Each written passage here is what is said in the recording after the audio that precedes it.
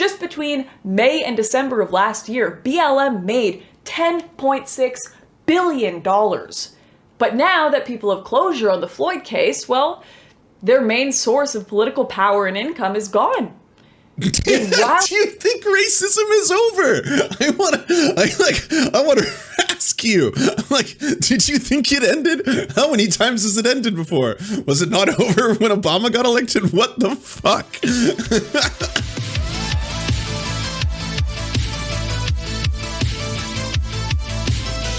Lauren Southern, everyone's favorite Canadian, well, ex-Canadian now. I mean, she's become the one thing she truly hates, an immigrant. Has a video called Chauvin Verdict Disaster for Black Lives Matter. So I think it's a good opportunity to listen to a white ethno-nationalist who peddles the great replacement conspiracy theory, telling us why the Chauvin verdict was a disaster after all. Oh my goodness.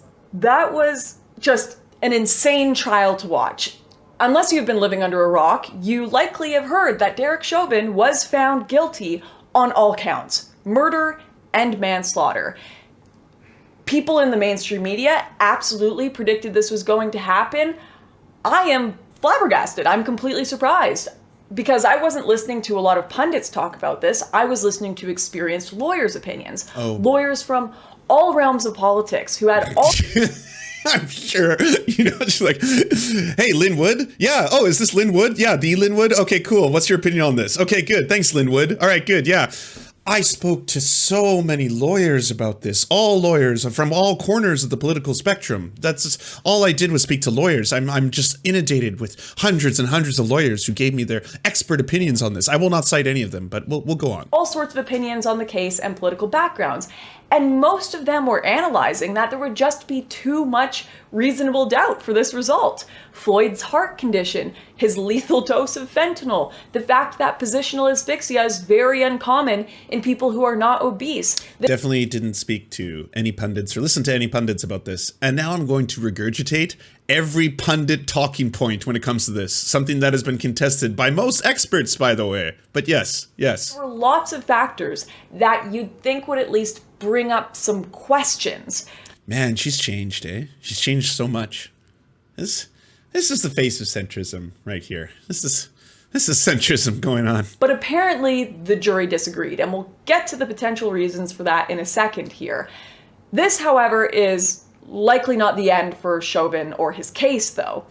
I've been listening to a lot of Will Chamberlain from Human Events and his analysis where he pointed out the Supreme Court may even reverse this decision. There may be a retrial due to obvious due process problems, failure to sequester the jury, overwhelming public pressure.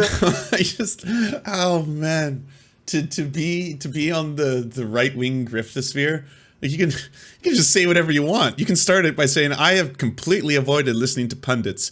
And not a minute later, be like, oh, by the way, yeah, I've also been watching a lot of Will Chamberlain, so there's that. And, of course, the glaring fact that all of the jurors lived in Minneapolis. Minneapolis, which has been constantly at threat of riots and being burnt to the ground. Think about it. When the question is... Yes, that's it. It's the riot theory. The one that's being peddled around by most right-wing pundits right now. It's weird. It's odd. Like, for someone who's been completely avoiding right-wing pundits, she seems to know all the talking points. Convict this man or your city will burn down, and if people find out who you are, you may be hunted down and killed. Wow. That's going to impact your decision-making. I wonder if any of her lawyer friends told her about Maxine Waters. She's going to bring up Maxine Waters. I wonder if Lynn Wood brought that up. But I'm sure this is all stuff you have heard before if you've been listening to coverage and critique of the trial, and it's not exactly what I wanted to talk about today. Just wanted to open with that a bit. I think there is a far more fascinating analysis to be made here that I know BLM have considered but hasn't really been acknowledged by many publicly yet. And that is two things. One, the conviction of Derek Chauvin is a disaster for BLM. And two, by blaming Derek Chauvin for Floyd's death, BLM have absolved the system. Let me explain that second part first. Really? The woke left have... Because, yeah, both of them are utter nonsense. But I'm curious. Go on. ...spent years telling us that it is not individuals who are to blame for evil, but rather systems. For example, if someone yells a racist slur on a baseball team, Many, especially conservative, No one on the left says that black people don't have agency. Not a single one of them. Find what we did. Like, the progressives do not think that all black people are a monolith. They have no control. We think that the systems and the conditions in which people are in can affect their lives, and that is just objectively true. would say, well, that is just one asshole. Otherwise, for the most part, baseball players are good people. Progressives will respond, no, actually it's systemic. It's that sports are filled with systemic racism from the top to the bottom, and the whole thing needs to be torn apart and rebuilt. We've seen this with footy teams here in Australia. This has also been the argument for the police as well. It's not just a few bad apples, it is the whole system. It's the culture, it's the way they're trained, it's the fact that they have guns, it's the fact that the police exist at all in the first place. Yet, for some reason, progressives have abandoned this logic entirely in the Chauvin trial. They could have blamed the Minneapolis Police Department for killing George Floyd, the system, their allowance of chokeholds, the teaching of aggression, the fact that police are given the ability to restrain and arrest people for minor crimes in the first place. All arguments and approaches that activists could have taken. We even could have seen the police department itself taken to court, or the people who wrote the manuals taken to court. You know, the systemic factors. But no. The prosecution instead bolstered the narrative that the MPD had zero. Her argument is genuinely, and she's doing this unironically, that the same systems in place that can create, you know, the conditions for poverty or crime, those rules don't apply when applying them to this police officer who murdered someone. That's what she's trying to do here. Even for Lauren, this is really bizarre. But maybe her lawyer friends told her this. Maybe they're like, well, here's a little logic bomb for you. Throw this in there. It's a progressive trap. They won't be able to escape it. Because they'll be like, well, yeah, he can't be blamed for the things he do. Because at the end of the day, they don't have agency. That's what progressives believe, and leftists too. They don't think that the people have any agency. They just think that it's the conditions that create these people. That's it, uniquely. No responsibility in the death of George Floyd, even working with them to support the case against Chauvin, ultimately absolving the department and establishing that the training— She's gonna be sore tomorrow after that stretch. Hey, yo. Got some good jokes in chat. And the systems had no error. It was 100% on Chauvin. Meanwhile, and surprisingly, it was the defense that made the systemic argument, submitting 30 pages of evidence to the court showing how the MPD trained cops to kneel on someone's neck. Even the public website outlined that you can use your leg for a neck restraint, which, surprisingly, all of that has been removed from the website now. Oh, yeah. Oh, that's surprising. Oh, yeah. Color me conspiracy theory. So, by the way, there are people who take police training and have not murdered innocent civilians. It's weird, eh? That happens. But there are police who've taken the training and have murdered innocent civilians. What the fuck are you talking about? Like, are you trying to apply systemic racism to an argument about an individual who murdered someone? Despite the fact that apparently the MPD did nothing at all wrong. Odd. Eric Nelson, Chauvin's lawyer, was the one who cross-examined police leadership. He was the one questioning them on their practices, the gray zones, what sort of force cops are allowed to use, all the stuff that would normally be in line with BLM arguments about how cops are trained to be aggressive, trained to use— This is such a reach. This is such a reach. Even for conservatives, this is ridiculous. Man, like the mental gymnastics you have to get into to rewire your brain, and it requires you simultaneously to have a straw man of the left or progressives, right? Like you need left or progressives to just think in this weird way where it's like, no one has agency. Everyone is controlled entirely by their environment. That's just what, that's the world. That's how I see it. Violent restraints, trained to try to up those arrest numbers. BLM were always the main activists arguing that the culture and the demands of the policing system were inherently unethical, which is why you need to disband them, which is why the system needs to be held to account. And yet BLM and the progressive left were so desperate to get Chauvin, to get their sacrifice at the altar, that they were willing to let the system that created him be— They weren't going after just Derek Chauvin. They want restorative justice. They want justice. They want this is the bare minimum. Is it wild for someone to ask that they'd get justice, like the same system that is supposed to be applicable to all Americans, that there would be some equality there? It wasn't like you're talking like Nancy Pelosi. As if like George Floyd sacrificed himself for the one true case. Oh, we did it. Now we've won. Racism's over, everybody. Be let completely off the hook. Completely absolve them.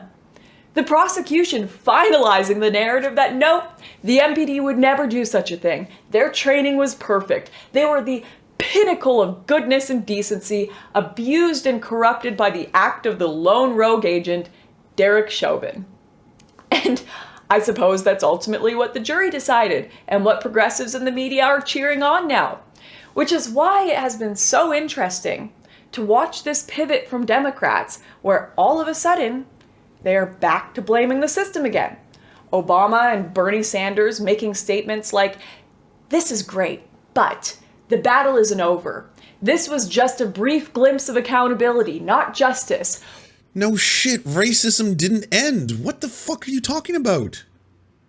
Like, I say that as a meme. You, like, unironically believe it. Everyone was saying this, by the way. Like, Steven Crowder was like, will they never be satisfied? And I was like, how, do you think this was it? Was this the trade? One bad cop, one finally goes to jail for something he did, and all of a sudden it's like, well, you know what? Inequality's done. We solved it, everybody. Like, let's pack up. Let's end this whole thing. Why is everyone complaining all the time? Again, that's why I say this is the bare minimum. This is what is supposed to happen. This is how the system is supposed to work. It never does. That's why it's monumental. That's why, but like, you wouldn't say this about anything else. You would never apply this to a different kind of crime. It is so bizarre. The cancer of systemic racism. We need to deal with the systems of policing again. And you had your chance here, but no. It was one bad apple, apparently, with Chauvin.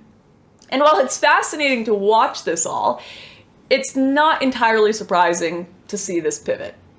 Because, as I mentioned earlier... Pivot? BLM and Democrats know that Chauvin's conviction is a disaster for them. They cannot have peace. They cannot have a system that sends cops to jail. They are not in the business of justice. They are in the business of demanding justice. So if they actually get what they purport to want... Okay, for the first time I'm starting to see, like, oh wait, there may be a crumb of truth here, underneath all the other follies. Their purpose is fulfilled, and the money stops coming in. The death of George Floyd made BLM... The only thing she even comes close to properly analyzing is the fact that there is certainly a performative aspect to the Democrats, especially like, you know, Joe Biden and Kamala Harris coming out and all the fanfare. That is true. I do not see substantive reform, especially criminal justice reform, police abolition, prison abolition ever coming from like mainstream Democrats. So wealthy, more money than they have had from anything else in history. Just between May and December of last year, BLM made $10.6 billion. But now that people have closure on the Floyd case, well, their main source of political power and income is gone. Do you think racism is over?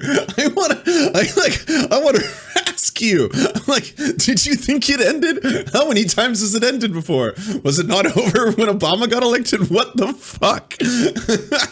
That was it. Everything was hinging on Derek Chauvin. Oh no, justice was actually served. God damn, we've lost it. We've lost everything. Racism's done. What are we gonna do as an organization now? I've people up for years now telling them they need to riot, scream, shout, and burn for justice, and they got what they wanted. Not something and BLM everyone has ever who's said. been kept at this artificial level of urgency for ages now finally has a chance to say, oh my gosh, it's over. I can take a breath and relax, finally. Except BLM and the Democrats. This is where they panic. That's where the fear sets in for them, because they can't let people relax. They cannot let people stop paying attention and think, hey, we got the bad man, it's over now. Because this momentum has been way too beneficial for them. They've been winning elections off it. They've been buying $3 million mansions in California with it. So they will keep on fanning that hysteria, and they will keep hunting people down no matter what. Even if it's a cop shooting a woman, literally swinging a knife at someone, like in the last couple days we've seen, they'll want that cop's head on a platter, and they'll claim it is all an injustice. The battle isn't over. We have to get this one, and the next one, and the next one. The crisis must go on. We must defeat the system. And of course, the system is just this non-tangible idea that will always exist for them because they need it to always exist. Once again, we're back to the system. And it doesn't matter that progressives spent the whole trial cheering on the idea that the system had no involvement in Chauvin's response, training, or behavior, because this is not about consistency. It's not about reason, and it is certainly not about Black lives. Otherwise, you wouldn't have Breonna Taylor's mother saying BLM was just a giant grift who wouldn't give aid or money to her family. You certainly wouldn't have activists advocating burning down Black neighborhoods at this. Okay, so first off, like Black Lives Matter, either as an organization or as a movement, doesn't speak for any single other person who's like opposing racism. It's not a monolith. It's not like this is the one thing that is opposing historical inequities, historical racism, systemic racism, any of this kind of shit. So like every single part of this so far has just been an absolute balancing act of the strangest mental gymnastics I've seen in a while. I would love to hear who these piles of lawyers are that taught you all this. This were about Black lives. This is all about money and power at the end of the day. And it's not going to end with the Chauvin conviction, even if they shut down the whole damn police in America, in the world. It wouldn't end. It wouldn't be over. Because they have to create problems to make money, to get political power. So get ready for a rocky future, because I'm predicting that BLM are about to put the Salem witch trials to shame in their quest for crisis. In their quest for crisis. What a weird way to see the world. Utterly bizarre. Where's the part where she was giving the thumbs up? To try to up those arrest numbers. Oh, there we go. Okay. All right. Who's a white ethno-nationalist and believes in great replacement theory? This moi. Yee. Hey, do you like movies? Do you like Serfs? Do you want movies and Serfs watching the movies? So then come over to the new channels. It's the Serfs the cinema. Thanks so much for watching, everybody. Can you do the thing, you know, that thumbs up and comment and all those things that help us out in the algorithm that controls every aspect of our lives? Also, if you happen to have a Facebook account, can you delete it? Like, just delete it. You should probably delete your Facebook account because it's not a great company. But hey, if you can't do that for whatever reason, I understand. And could you also go to facebook.com/thesurftimes then and give us a little like and a follow. We're just trying to push back against the fact that people like Ben Shapiro happen to dominate the platform entirely. And when everyone asks why do older generations believe the things they believe, one of the problems is the majority of them on social media use Facebook. So to counter that, we're just going to be on there too now. Also, if you happen to have a union or a worker co-op or even a leftist project, podcast, website, Zoom, MySpace, it doesn't matter. We will advertise it for free on this channel. All you got to do is go to weareserfs.com and use the forms that we got there, weareserfs.com. Thanks, everybody. To our gods, I'm Raft and Xander Corvus. We shall build golden idols in your honor. To our monarch, Tom Spiker. Our soft, spongy flesh is yours to command. To our lords, Evan Nudie, Trevor R., Alexander Thaler, Ryan Lubin, Bisexual Black Gamer, Tofox, and Jeffrey Lamb, we proudly carry your sigils onto the battlefield. And to our Knights of the Round Table, Riley and Anna, Poodlehawk, Multimondi, Timothy Hart, Trevor Janis, Lemmy 101, Anthropophagic, Saren 42, Chronic to Hemphog, Callie Kotka, The Great Pudini, Von Janney, Catherine, Radical Maniac, Ramon Acosta, Encosin, J. Fraser Cartwright, Jimmy Bignuts, Violent Orchard, Sophie Baby, Political Puppy, Andreas Chiringuito, Zach Christensen, Nicholas Marks, Jopi, Josh Mickelson, Melissa Murphy, Todd Buckingham, Todd LaJeunesse, and Constance Joyce Lacheris. We tip our cap and lift our mug and salute you.